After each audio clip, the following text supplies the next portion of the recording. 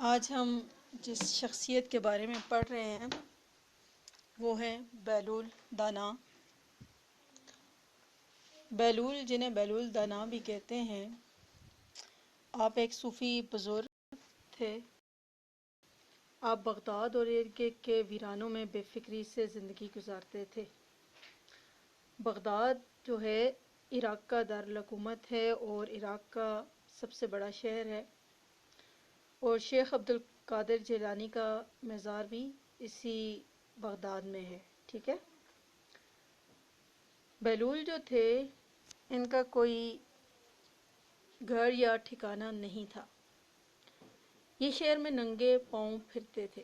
ٹھیک ہے، جس جگہ تھک جاتے وہیں ڈیرا ڈال لیتے تھے۔ بعض لوگوں نے ان کو مجذوب بھی لکھا ہے۔ مجذوب کہتے ہیں اللہ تعالیٰ کی محبت میں غرق ہوا بندہ۔ ٹھیک ہے، تو مجذوب بھی لکھا ہے کیونکہ وہ عشق الہی میں گم اور ارد گرد کے ماحول سے بالکل بے خبر ہوتے تھے۔ مطلب ان کو دنیا کی بالکل جو تھی پرواہ نہیں ہوتی تھی۔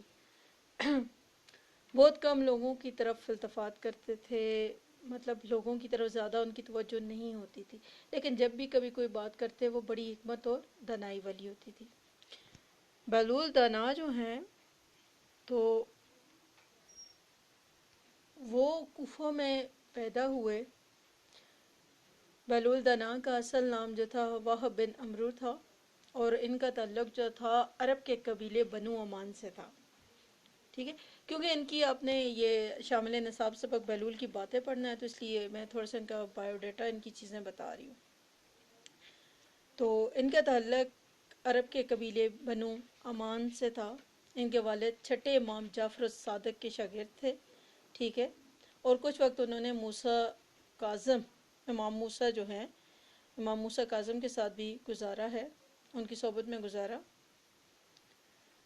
بہلول کا جو شمار ہے وہ امام موسیٰ کاظم کے پیروکاروں میں ہوتا تھا۔ ٹھیک ہے، اچھا جی، پھر بہلول جو تھے آپ کا تعلق کچھ جگہ پہ یہ بھی لکھا گیا ہے کہ آپ کا تعلق خلیفہ ہارون رشید، نام سنا ہوگا، ان سے بھی ہے۔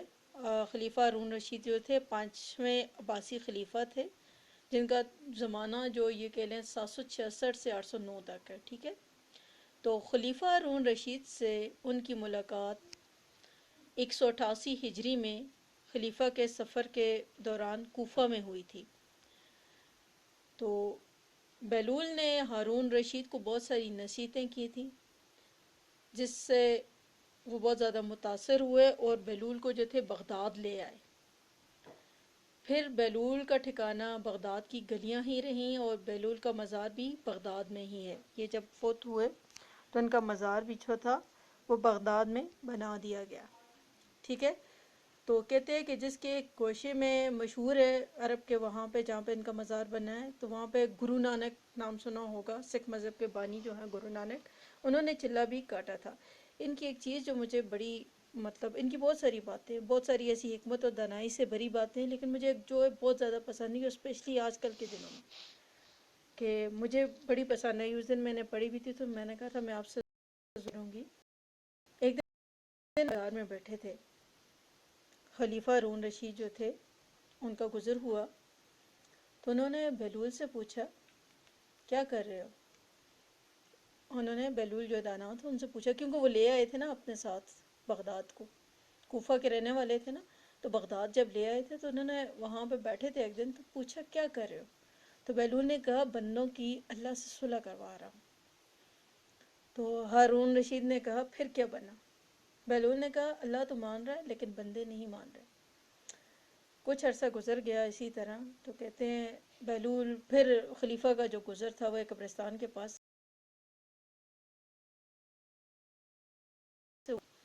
تو جا کر خلیفہ ہارون رشید نے پوچھا بہلول کیا کر رہے ہو؟ بہلول نے کہا بندوں کی اللہ سے صلح کروا رہا ہوں۔ پھر ہارون رشید نے وہی سوال کیا پھر کیا بنا؟ بہلول نے کہا بندے تو مان رہے ہیں مگر آج اللہ نہیں مان رہا۔ ٹھیک ہے، تو بیٹا آج ہمارے پاس بھی وقت ہے کہ ہم اللہ سے صلح کے لیے آمادہ ہو جائیں، پھر ہمارے پاس کچھ نہیں ہوگا۔ جیسے ابھی دیکھیں نا، اللہ تعالیٰ شاید ہم سے خفا ہے، تبھی اللہ تعالیٰ نے اتنی بڑی آزمائش ہم لوگوں پہ ڈال دی ہے۔ آج ہم دیکھیں کتنی نمازیں پڑھتے ہیں، کتنا کچھ کر رہے ہیں، لیکن شاید اللہ ہم سے ختم نہیں ہو رہی ہے۔ تو اور ہم سے اب جتنا بھی جتن ہو ہم کریں، ہم اللہ تعالیٰ کو منائیں، تو یہ نہ ہو کہ وقت گزر جائے اور ایسا ہی ایک چیپٹر ہے، ایسا ہی ایک سب ہے جس کو پڑھ کے آپ کو بہت مزہ آئے گا، تو پڑھیں آپ اس کو، تو متن ہانی اب آپ اس کی کریں گے، ٹھیک ہے۔